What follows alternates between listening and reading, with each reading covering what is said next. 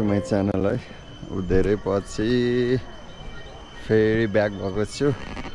अहिले चाहिँ हामी अब फ्यामिली टुर घान्द्रुक जाने टुरमा हिँड्दै हो। अहिले बागलुङ कालिका मन्दिर घुम्ने भनेर यसो दर्शन गरेर बाटोमा पर्छ जाने बेलामा घरदेखि नि बागलुङ कालिका यसो दर्शन गरेर माथि पञ्चकोटतिर गएर घुमेर खाना खाएर हामी आज चाहिँ घान्द्रुक बास बसिन्छ अनि भोलि भ्यू हेरेर फेरि त्यसपछि पोखरातिर बसेर के हेर्ने भनिरहेछन्। अब के हुन्छ है। भ्यू चाहिँ दामी छ। यो कालिका आउँदासम्मको बाटो योहरू चाहिँ यस्तो दामी छ क्या। पिस आनन्द लाग्छ क्या हिँड्ने। अगाडि हिँड्दै हुनुहुन्छ बुवाहरू।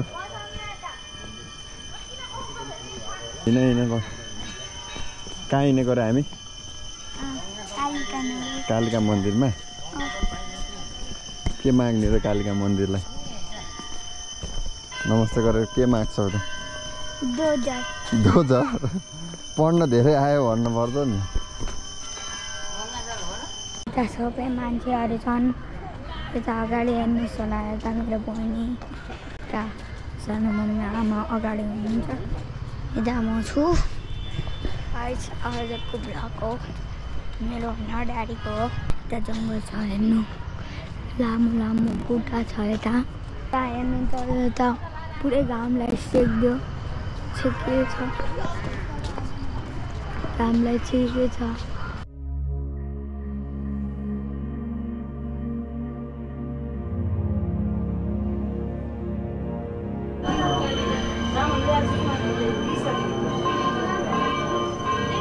ल यहाँ बुवाउनु चाहिँ पूजा गर्दै हुनुहुन्छ।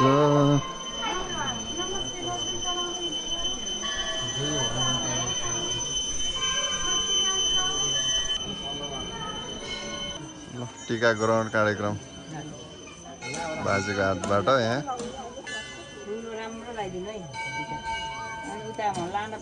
दानपेटी कहाँ आइज है पैसा हाल्ने?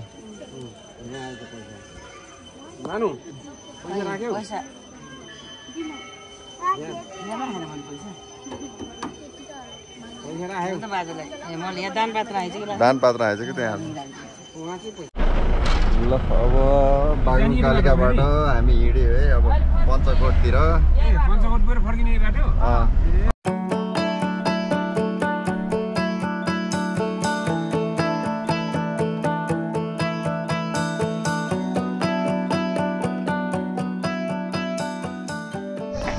ल बागलुङ पञ्चकोट आइपुग्यो है। हामी चाहिँ अब बागलुङ कालिका मन्दिर दर्शन गरेर त्यहाँदेखि माथि लगभग 45 मिनट जति लाग्दो रहेछ टपमै। यस्तो छ भ्यू चाहिँ। अब हामी छिर्दैछौँ है, गाडी जाँदैछन् सबै। ल अहिले चाहिँ ल ठ्याक्कै हामी पञ्चकोट भ्यू पोइन्टमा आइयो। हनुमानको यस्तो मूर्ति बनाएको रहेछ यहाँ, दामी।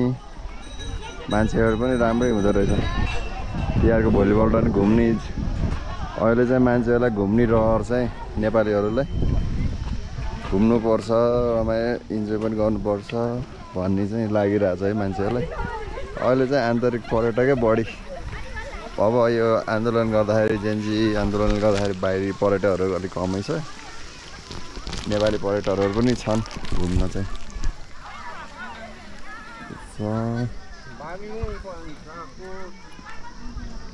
टपमै रहेछ यो बागलुङ बजार होला यहाँ मुनि। तल देखेको बागलुङ बजार यस्तो छ भ्यू है अहिले पञ्चकोटको टपबाट। यताको चाहिँ यो बागलुङ बजार भयो,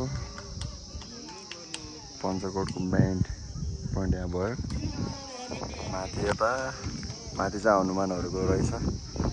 स्टेप बनाएको रहेछ तर दामी टपबाट भ्यू चाहिँ दामी छ।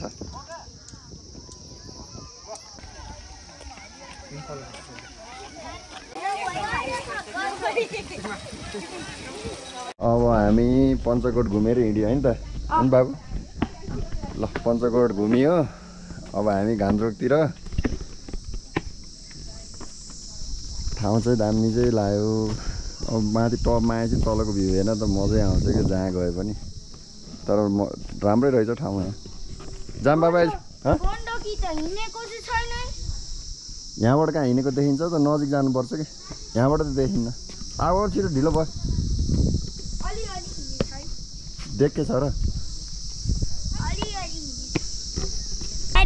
हामी यता घान्द्रुक जाँदैछौँ म पछाडि बसेछु म यता पछाडि बसेछु मेरो बहिनी अगाडि छ बहिनी हाई भन्देऊ यता फर्केर ए ल हाई भन्देऊ ल यता हाम्रो सुनको भाइ हो हाम्रो लिटल वान हो हाई भन्देऊ ए यतातिर हाम्रो सानो पुङ्कुली हो पुङ्कुलीले आउ आउ गरिसिन् यता हाम्रो मामी हो यता हाम्रो भाउजू हो यता म हो हेलो ल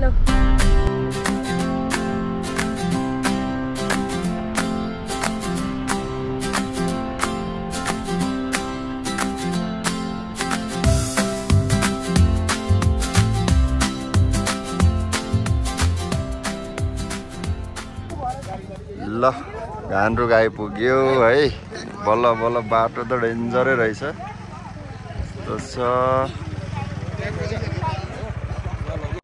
हेलो गुड मर्निङ है फ्रम घान्द्रुक सबैलाई हिजो चाहिँ हामी फ्यामिली टुर हिँडेको हिजो आएर घान्द्रुक बस्यो अनि आज चाहिँ मर्निङ भ्यू पोइन्ट यस्तो खास हिमाल हेर्न चाहिँ आज त दामी खुलेछ आज आकाश पनि बादलहरू लागेन बेस्ट टाइममा आइएछ हिमालहरू मजाले खुलिरहेछ है 6:17 थियो सनराइज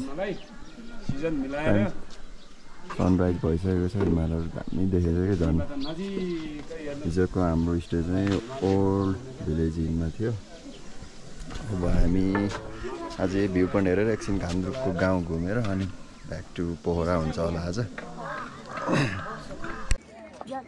ल अहिले चाहिँ अब हामी यहाँ घान्द्रुकको गाउँ घुम्दै हो हिमाल हेर्दै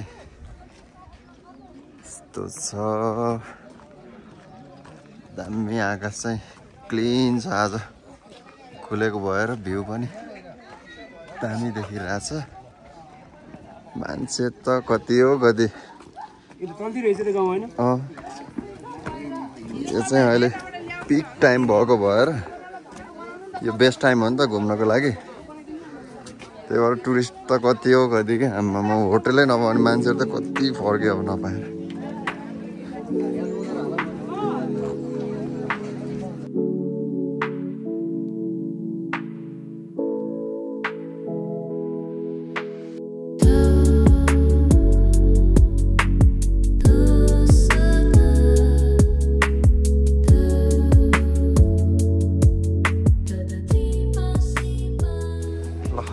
अब ओल्ड गुरुङ म्युजियम पुरानो गुरुङ सङ्ग्रहालयमा ड्रेस लाएर फोटो खिच्ने भनेर हिँडिरहेछ कल्चरल गुरुङ ड्रेस पाउँछ कि पाउँदैन अब कति भिड होला नि है यहाँ त पुरानो घर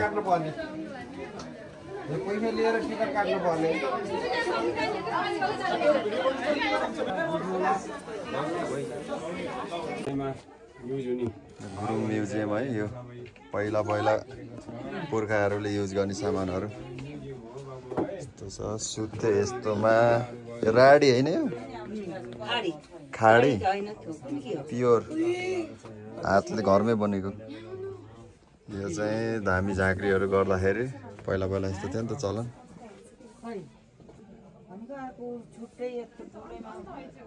यस्तो ताउलियाहरू हुन्थ्यो पहिला तामाको गाग्री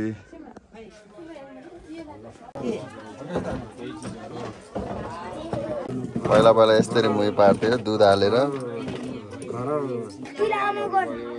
कन है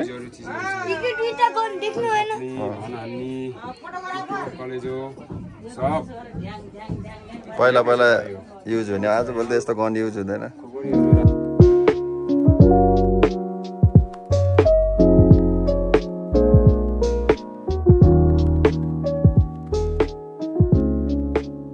ल हामी चाहिँ अब घान्द्रुक छोड्यो है चेकआउट गर्न लाग्यो 12 बजे चेकआउट रहेछ सो आएर हिमाल पनि हेऱ्यो नजिकबाटै अहिले चाहिँ बादलले छेकिसकेछ सबै यो दामी थियो अब चाहिँ हामी यहाँबाट पोखरातिर लागिन्छ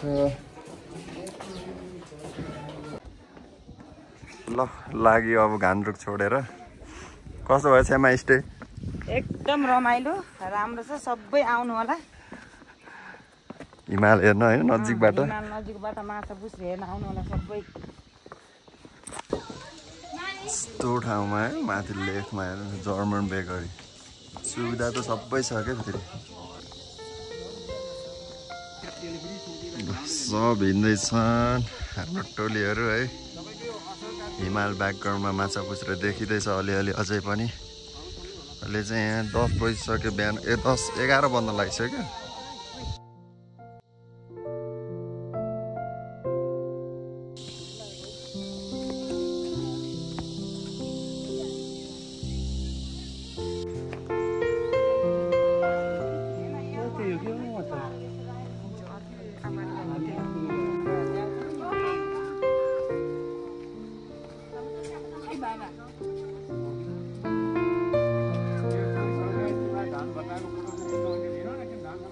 ल घान्द्रुकको बस पार्क रहेछ है। सबै गाडीहरू माथि चाहिँ बाटो रहेछ। सबै यहीँ पार्क गरेर जानुपर्ने छ। गाउँ चाहिँ यस्तो छ घान्द्रुकको। यहाँबाट चाहिँ थोरै देख्दो रहेछ यो घरहरूले छेड्दो रहेछ। यस्तो खाल्डो खाल्डो रहेछ कि यस्तो स्लोप भएको है। सबै माथि देख्थ्यो। यो पछाडि पनि छ थुप्रै होटलहरू तर नदेख्दो रहेछ। अहिले फ्रन्टको मात्र देख्दो रहेछ सबै। 12 बजे चेकआउट टाइम हुँदो रहेछ यहाँको होटलको प्रायः सबै। अब हिजो आउँदा आउनेको जाम, अब जाँदा जानेको जाम हुन्छ जस्तो छ। बाटो साह्रै अप्ठ्यारो बल्ल बल्ल आयो। अब आज जाँदा कसरी जाने हो यस्तो छ।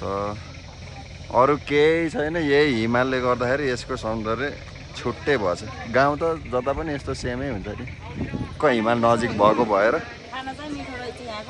खाना चिसोमा खाना मिठो अटोमेटिकली हुन्छ तर पनि मिठै है।